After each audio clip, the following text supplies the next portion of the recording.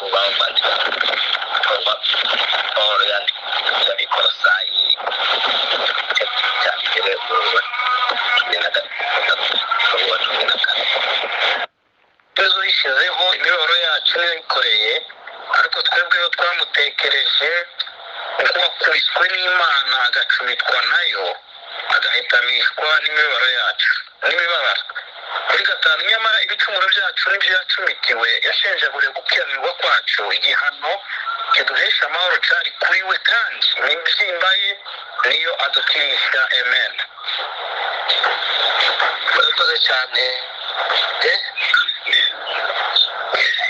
Turebera Abakolosayi, tukagira dusome Abakolosayi 1:13-14.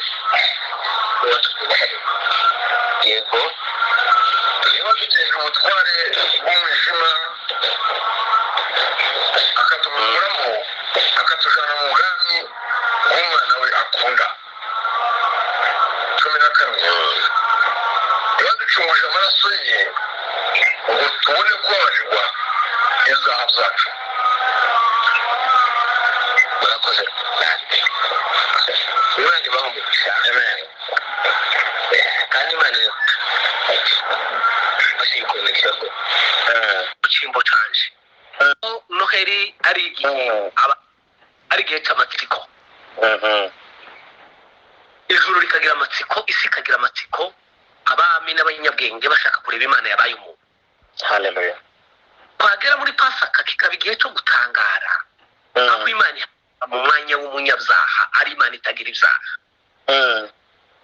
Twari tuvuze umuririmbyi wavuze ngo yahagaze mu cyimbo canje. Kandi turavuga ngo icyimbo cy'abantu ushobora guhagararana n'umuntu uri muri position nziza. Twari tuvuze ko umunyeshuri warangije bantu bakunda kwifotozanya nawe kuko ari muri position nziza, afite ishema. Umwana wakoze ubukwe abahungu baza barwanira kumwambarira bakifotoza bagahagararana nawe, ari muri position nziza. Haleluya. Umubyeyi wazaye ababyeyi baba bashaka bose kumwegera no kumuja ku kiriri, kumwegera bakamwicara iruhande, abari muri position nziza. Ariko Yesu avuze ngo yahagaze mu cyimbo cyaje, muri tapi gutuma ndaswa ndahantu muri position ya weakness, y'integeke, y'amafuti y'ibyaha. Hariya nabo tuvugerekerayo bakanihakana, Yesu waraza mpati. Amen. Amen. Ndetse twari dutanze urugero ko abisi abacamanza umukaza guhande, kandi ushaka umuavoka uzi kuburana ufite icyizere, yewe agakoresha n'imbaraga ukamuha n'amafaranga, ariko iyo byanze bakagukatira ntimuza murarana muri gereza yatse imodoka yakigendera. Ariko yanze kudusigirira, ahubwo akora reverse, waravuga ngo nimureka aba bagende munsigarane. Ahagarara mu cyimbo. Haleluya. Muri Pasaka tukinjira muri Pentecoste, tukibuka ibintu aho Imana yinjira mu muntu mu izina rya Mwuka Wera, ikigisha umuntu kereza bumana, ikigisha umuntu kuvuga bumana, ikigisha umuntu kwera imbuto za bumana, kandi watari Imana, kandi agisekuru n'abayuda, ariko umuntu akagira ishusho y'Imana. Hariya Pawulo nakumwanditsi w'Abaheburayo utazwi yanditse aravuga ngo yashushanyijwe ese kuri byose ADN y'Imana, tukagira igikombe cyo mu bumana. Ahantu haje hatangaza kubona umuntu abashije kuvuga bw'Imana, umuntu akiga kugira bw'Imana, kandi muri natire y'abasogokuruza ntawugira imbabazi.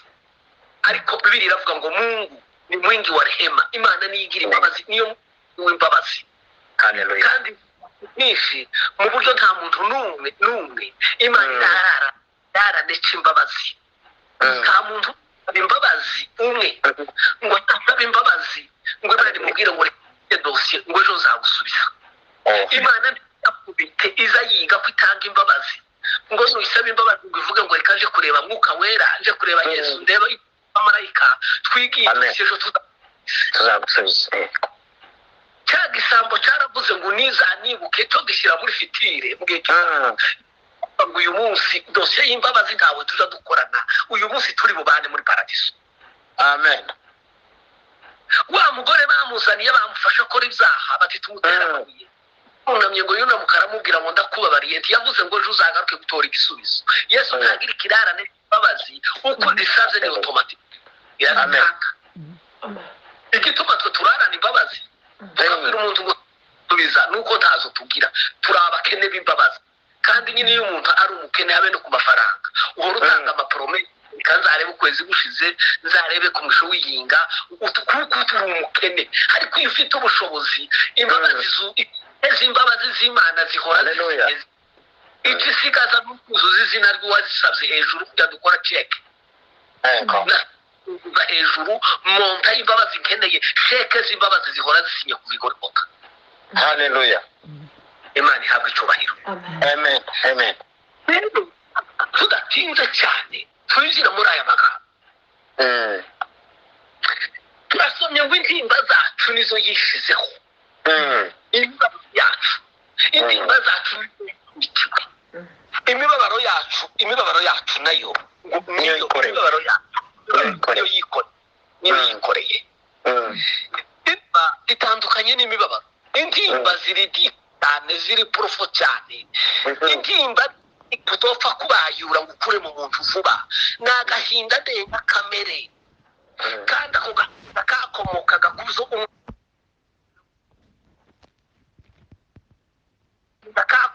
kuzo umwana w'umuntu yakoze. Umuntu amaze gucumura yatandukijwe n'Imana.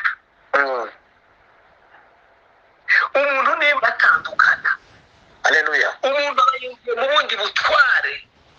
Satani umuntu amwinjiza mu butware bw'umwijima, akora imirimo y'umwijima, aba mu bubata bw'umwijima. Imana ngo ibirebe ntangara yashoboraga kwelimina umuntu ikamusisibikanya tukarangira ikarema abandi kuko n'ubundi niyo yaremye abantu. Haleluya. Ngo aba bantu ngiye kubarimbura ngo kuremera abashya uzayobora batameze nkabo. Bivuga ngo kurema umuntu ku Mana ni nk'abandi abantu baje babumva amatofari. Iyo abumva kijya cya rukara kigasaduka ahita ihirika yataka akabumba ikindi kwirirwa bimutera umutwe. Imana yashoboraga kwelimina Adamu ikavuga ngo ngiye gukora deuxième session ndemudimo. Ariko igomba kwicoga ipfanka igomba kwiruka Adamu kugira ngo imucungure. Imana iravuga ngo niba ari na ngombwa ngo ntange umwana wanje w'ikinege. Yewe mwumva uwo mwanzo. Niba ari na ngombwa ngo ntange umwana wanje w'ikinege nzamutanga. Nawe aravuga ngo papa niba ari ngombwa ko nanjye ntanga ubugingo bwanje Mwuka Wera aravuga ngo niba ari ngombwa ko nanjye kurikira kiriya gipfanka cyabuze uburyo kagishyira ku murongo kagisubiza ku murongo nzaba nsize ijuru n'umumana ngende mve mu muntu mbane nawe. Haleluya. Amen. Amen. Utinzi ngo twaguzwe iby'igiciro. Iyo tuvuze umuzeyi yaririmbye ngo ripa deni zetu ntabwo twohinduye yaririmbye. Ariko deni zetu yari yishuye timukazifate nk'iz'amafaranga. Ayo yo muhora mwishurira abantu b'imiryango mwene wanjye akagira ikibazo amafaranga mukamwishurira. Iyo riri deni ry'ifaranga ntitwosaze ngo tunezerwe gutyo. Nuko ryari deni risaba kwishura ubugingo kandi ubugingo ntibugira pièce de rechange. Ubugingo butagira ubugingo bumwe. Yesu ari ku ubugingo agira bw'ikinege. Iyo birakwishura ideni ry'ifaranga twari kumva bishoboka. Yesu aravuga ngo ndasacrifice ubugingo bwanjye ubugingo bwe. Twebwe tuza dutanga ibintu ngo ducungure ubu. Yesu ko tanga ibintu ngo ducungure ubugingo, ariko Yesu yatanze ubugingo. Amagambo aje akoreshwa mu rurimi rw'iki agera kuri 3. Iyo ndi muri yaje akunda kuyatekereza cyane.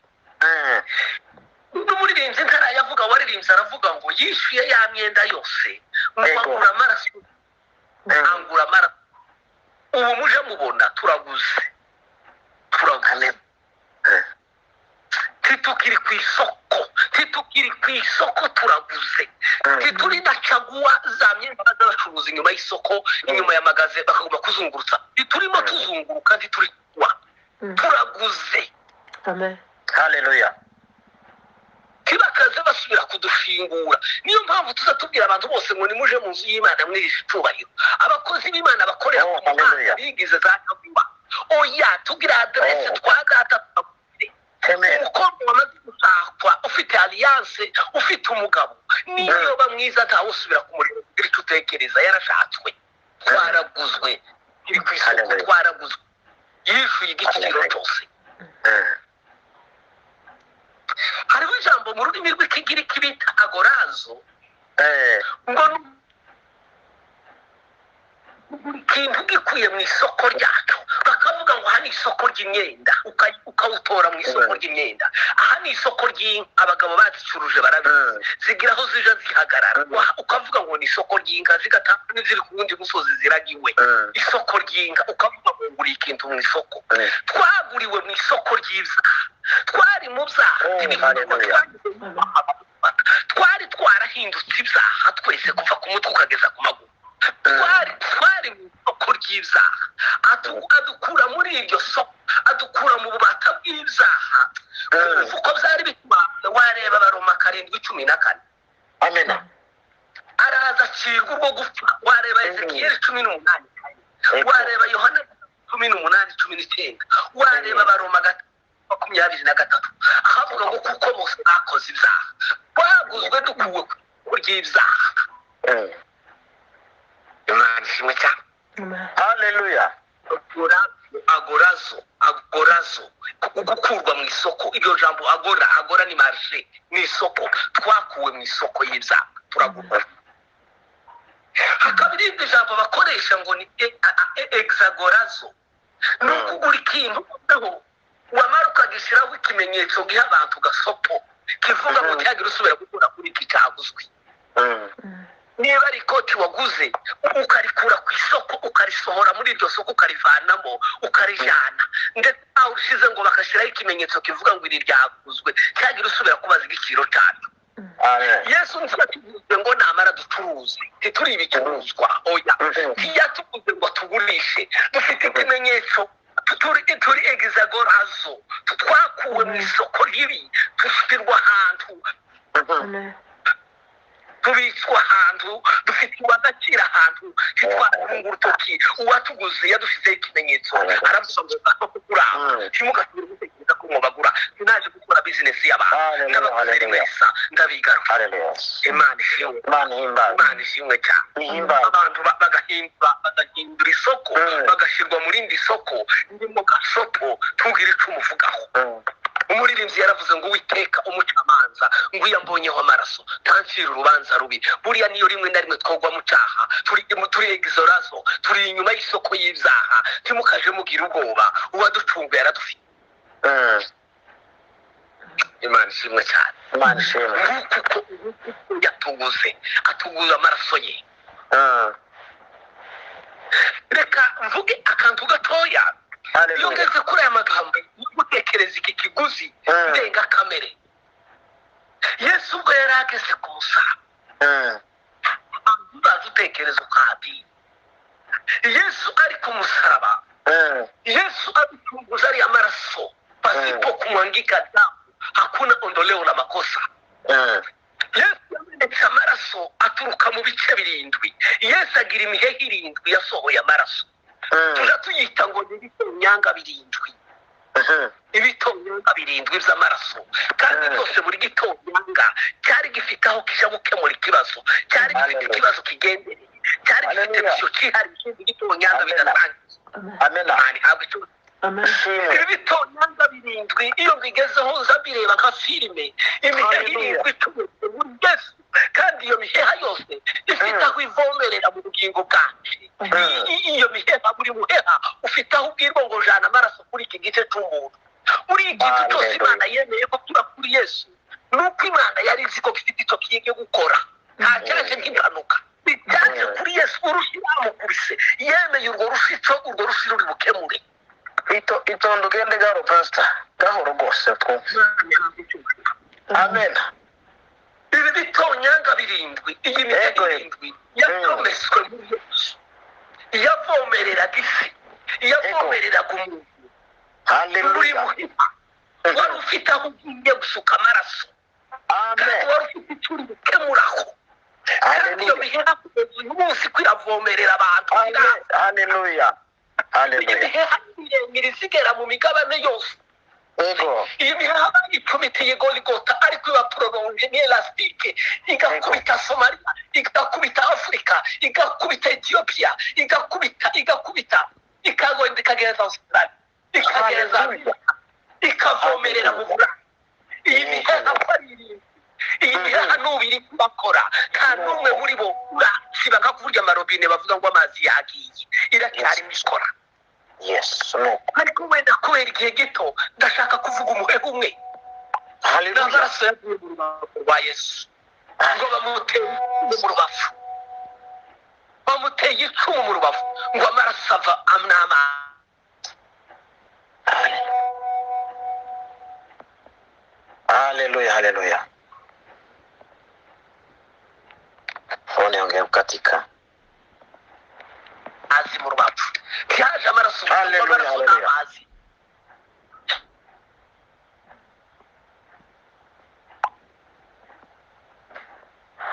Pastor Eric wewe witondeho kubera nitwaka Pastor Eric n'abantu kamanuka yaje kuzamuka mukaja kugongana noneho wewe witonde azazamuka muhure bukebu turi kumwe se bavandimwe turi kumwe bavandimwe turi kumwe ya connection ari ariko twari kumwe ngira ngo twarimo tuvuga imiheha yaricometse muri Yesu imiheha ivomerera kugeza n'ubu iri prolonge iri elastique izikurikira umuntu uri kumpera y'isi ikamugezaho inshingano z'amaraso yo muri uwo muheha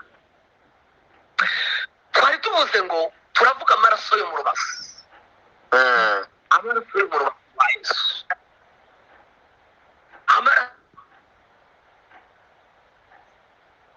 ngo azana amazi ngo bamuteraga icupa amaraso yasobanuraga kuducunga amazi yasobanuraga umwuka wera burya na Pentecoste zari nk'impanga ntibija bisigana ni nka bukuru na butoto nyine ka bukuru kaza mbere ariko automatique hari n'ahandi muri Esaya bija bivuga bikavuga ngo kuri uyu musozi hariya ku bice 25 ngira ngo kuri uyu musozi ngo nzaharemera ibirori ngo mbatereke vino y'umurera bavuga ibirori ngo zatamba ibibyibushe ni Kristo yari mu kigero cy'imyaka y'ubusore yarageze mu gihe cy'ububyibuhe kuko bigeze kumushaka iminsi itaragera ngo arabiyifura arahunga Herode yatangiye kwica uruhinja rurahungishwa yagombaga kugera mu gihe gikwiriye ngo abone ibinure bidukiza abone amaraso adukwira abone uburyo isezerano risohore mu rubavu rero niho havuye itorero riva mu rubavu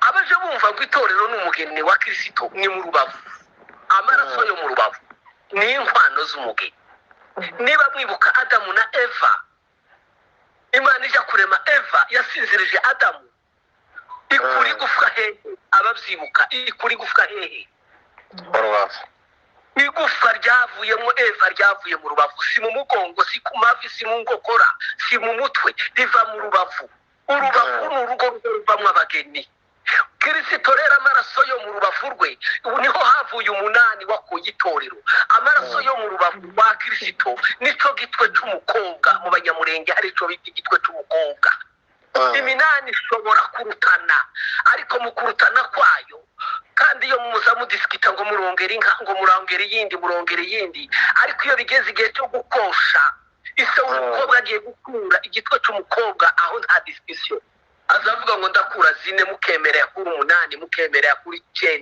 nta tegeko igitwe cy'umukobwa tikija kigirirwa impaka igitwe cy'itorero na amaraso yo mu rubavu rwa Kristo nico gituma itorero turyita umugeni wa Kristo na amaraso yavuye mu rubavu kurya Eva yavuye mu rwa Adamu twe twavuye mu rwa Kristo bantu b'Imana haleluya amen iki gitonyanga cyo mu rubavu cyaje kuduhindura umugeni wa Kristo